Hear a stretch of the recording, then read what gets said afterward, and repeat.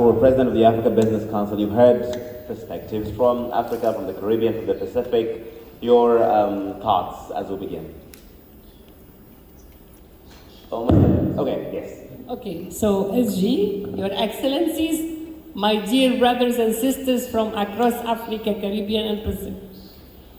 It's my real pleasure to be here. I would like to thank very much the organizers for bringing us here together, because I believe there is a great opportunity for all of us to learn from each other. Our presence here could develop a lot of business linkages among ourselves.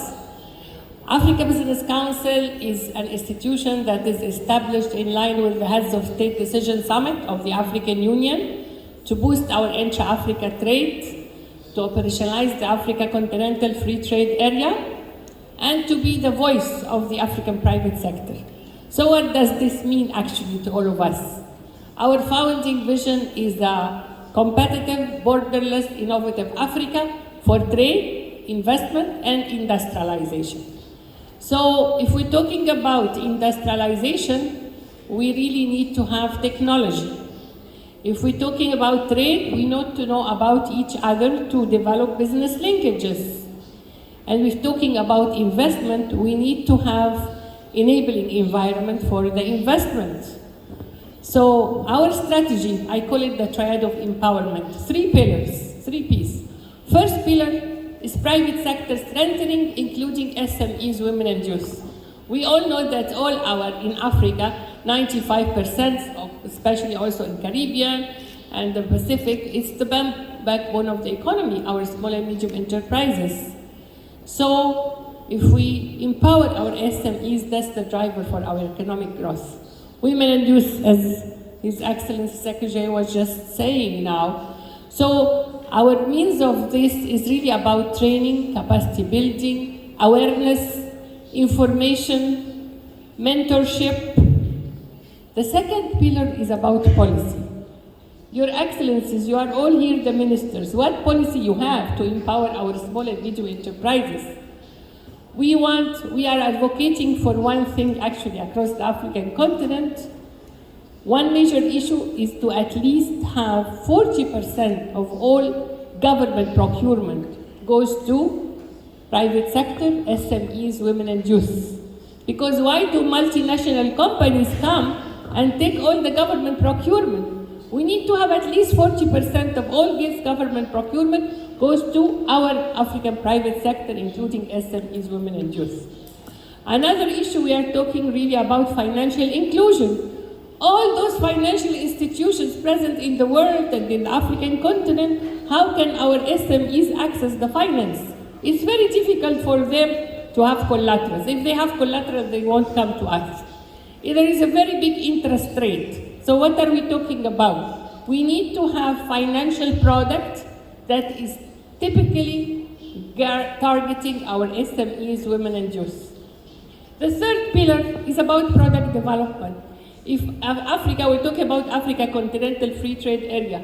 If we want to trade among ourselves, what are we going to trade?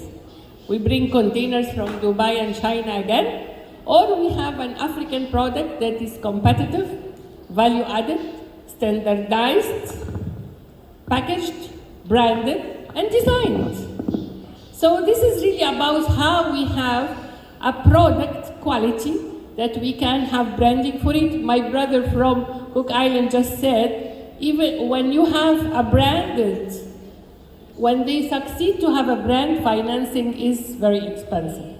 And they want shipping is more expensive. Intra-Africa trade, we need infrastructure. But moreover, among ourselves, we need to learn. And that's why we are here. That's the value addition of our presence here with Dominican Republic. I know my brother, they have added value to their gemstones.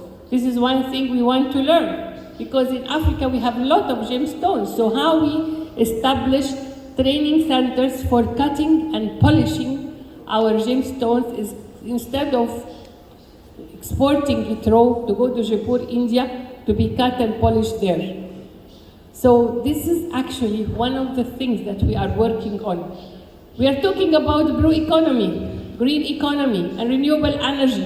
We've just come from COP27 in Egypt. And we're talking about how we empower our SMEs with reference to renewable energy, green economy, and blue economy. So this is the area of expertise that we can work together. We have a lot of expertise on the continent for aquaculture, fisheries, which can really work together for the Caribbean and the Pacific. We were also, as Africa Business Council, present in Barbados for the Africa Caribbean Business Forum, and we had a lot of companies with us.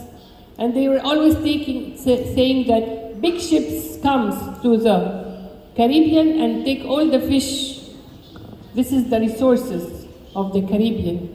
But it is time that if we are here as OCP, we need to see how we really learn from ourselves, have expertise, lessons learned, and to really build business linkages. Information is the key for any power that we have.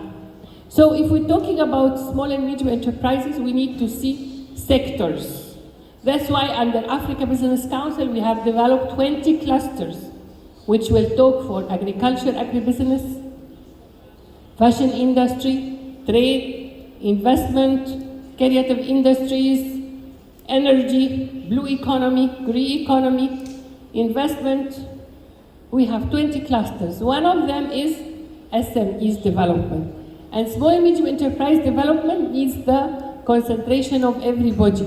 Needs the public-private sector dialogue to put the policies and the enabling environment for investment. Needs business organizations like me and my sister to develop business development centers, business incubators, technology hubs, link industrialization with science and technology. We have all scientific expertise among our 3 regions, but we are not using it to mentor the SMEs and to link scientific research and technology with industrialization. Not any country in the world have developed without scientific research and technology.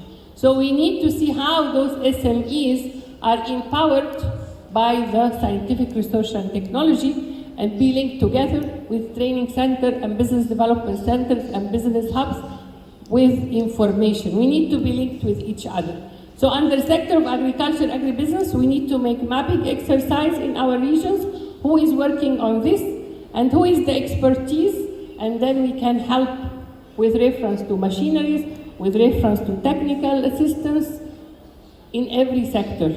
And I really, while having said with SMEs, I am happy to say that today we have meeting with my brother, president for the Angola Chamber of Commerce, and we have nominated him to lead the SME cluster of the Africa Business Council. So congratulations, my dear brother. Very important. So as SMEs is the real back economy of our organization and of our economy, we need this public-private sector dialogue to gear towards this by empowering with the policies, with the scientific research, with information, and I always summarize it in my those final remarks of my opening. 10 Ins: indigenous capacity building, strengthening, information, innovation and scientific research and technology, integration, international markets, because that's what we need, intellectual property rights, innovation and scientific research and technology, investment and access to credit, institutional capacity, and intergenerational dialogue to bring our youth together. So those 10 Ins really summarize how we build capacity of our SMEs. Thank you very much. Thank you.